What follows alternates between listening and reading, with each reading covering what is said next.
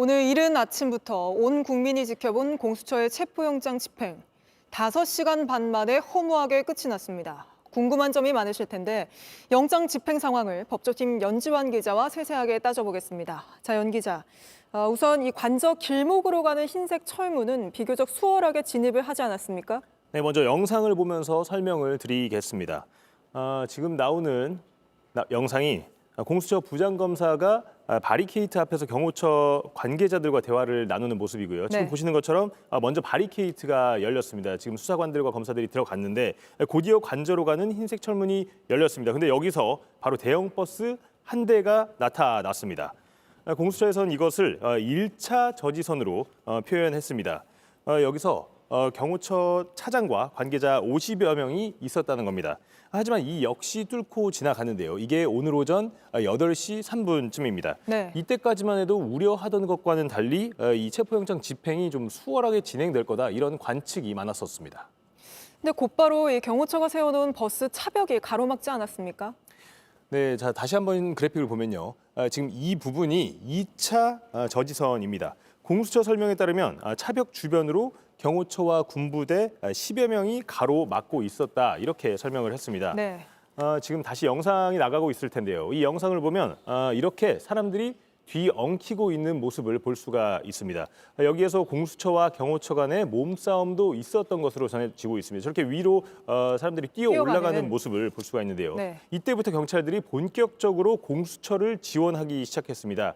이 2차 저지선도 오전 9시 15분에 뚫렸습니다. 일부는 지금 이렇게 산길로 우회해서 넘어간 것으로 파악이 됐습니다. 네. 그 다음부터는 영상으론 잡히지 않는 공간이었죠. 네, 맞습니다. 이 2차 저지선을 뚫고 가자 그 뒤에 3차 저지선이 또 있었다고 합니다. 관저 건물과 불과 200m 떨어진 곳이었는데요. 경호처가 생각보다 쉽게 물러서나 이런 관측이 나왔었는데 바로 이곳에 3차 방어선, 사실상 방어 본진을 꾸렸던 겁니다. 네. 1, 2차 방어선과 달리 언론 카메라에 포착되지 않는 장소에서 본격적으로 저지에 나선 것으로 보입니다. 버스와 차량 10여 대로 이 차벽을 세우고 경호처와 군까지 200여 명이 겹겹이 인간벽을 만들고 있었다고 합니다. 지금 영상에는 포착되지 않았죠. 국민의 세금으로 급여를 받는 이 경호처와 군이 직무가 정지된 대통령의 체포를 막는 마치 사병처럼 활용됐다 이런 비판에 직면할 수밖에 없습니다. 네. 이 3차 방어선에서 대치가 시작된 게 오전 9시 51분쯤입니다. 공수처 인력과 경찰을 합하면 120여 명 정도가 됐지만 대치 끝에 진입하지 못했습니다. 공수처는 경호처가 개인 화기도 소지하고 있었다 이렇게 말을 했습니다. 다만 현장에서 이 개인 화기를 직접 꺼내지는 않은 것으로 파악이 됐습니다. 그냥 여기서 지금 돌아온 거죠? 아닙니다. 이 합의를 해서 검사 3명이 이 3차 저지선을 넘어서 이동을 했습니다. 관저 건물 바로 앞에 있는 이 철문까지 그러니까 4차 저지선으로 볼 수가 있는데요. 여기에서 변호사 2명을 만났다고 합니다. 김홍일, 윤갑근, 윤석열 대통령 측 변호인이죠. 이 두 사람이 영장의 불법 발부에 응할 수 없다 이런 주장을 반복을 했다고 했습니다. 철문을 끝내 열지 못하고 오후 1시 반에 체포영장 집행을 중지하고 철수했다는 게 공수처의 설명입니다. 지금 4차 저지선까지는 검사 3명이 다 진입을 했지만 결국에는 체포영장을 집행하지 못하고 돌아오는 그런 상황이었습니다. 근데 이제 가장 궁금한 건 그렇다면 2차 시도에서는 과연 윤석열 대통령을 체포할 수 있겠느냐 이겁니다. 어떻게 봅니까?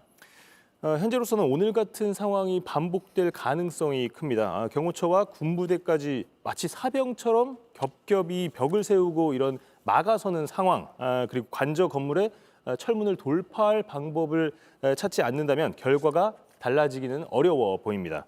공조수사본부가 박종준 경호처장한테 특수공무집행 방해 혐의 등으로 내일 출석을 요구를 하기는 했습니다. 하지만 이 박 처장이 수사에 응할지 또 이런 압박만으로 봉쇄를 풀 수 있을지는 현재로서는 불투명한 상황입니다. 네, 법원이 발부한 영장 집행에 가로막히는 건 사실 법치주의 국가에서 일어났다고 믿기는 어려운 일이죠.